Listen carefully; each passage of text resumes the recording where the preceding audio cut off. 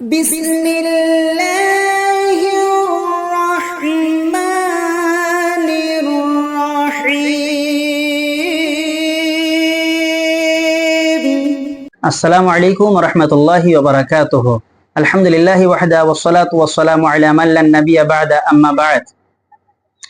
সমস্ত রকমের প্রশংসা আল্লাহ সুবহানাহু ওয়া তাআলার জন্য। দরুদ ও সালাম বর্ষিত হোক প্রিয় নবী মুহাম্মদুর রাসূলুল্লাহ সাল্লাল্লাহু আলাইহি ওয়াসাল্লামের উপর। আল্লাহুম্মা আমিন। আল্লাহুম্মা সাল্লি আলাইহি, আল্লাহুম্মা বারিক আলাইহি।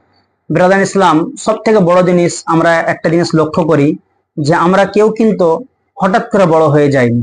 আমরা সকলেই ছোট থেকে বড় হয়েছি, আর ছোটর পূর্বেই আমরা কিন্তু আরো একটা কাজ আমাদের দ্বারাতে হয়েছে, সেটা হচ্ছে ভূমিষ্ঠ হওয়া। আমরা যখনই ভূমিষ্ঠ হয়েছি তখন আমরা ছিলাম ছোট শিশু, আর এই শিশুকাল থেকে নিয়ে কিশোরী হওয়া পর্যন্ত আমাদের পিছনে যে মানুষগুলো মেহনত করেছেন সবচেয়ে বেশি ভূমিকা রেখেছেন আমার পিতা এবং মাতা।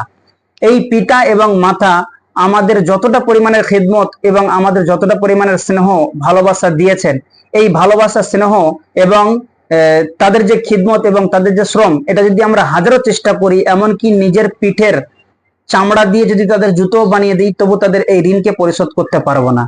তো যাতে করে আমাদের এই ঋণ কিছুটা একটু হালকা হয় এবং তাদের মাগফিরাত কামনা করতে পারি এবং তাদের জন্য আল্লাহ সুবহানাহু ওয়া তাআলার কাছে দোয়া করতে পারি, সেই দোয়া কিন্তু আল্লাহ রাব্বুল আলামিন আমাদেরকে শিখিয়ে দিয়েছেন। একজন সন্তান তার মাতা এবং পিতার জন্য কিভাবে আল্লাহ সুবহানাহু ওয়া তাআলার কাছে দোয়া করবেন, সে শিক্ষা আল্লাহ রাব্বুল আলামিন দিয়েছেন। আসুন আমরা সেই দোয়াটি জেনে নিই।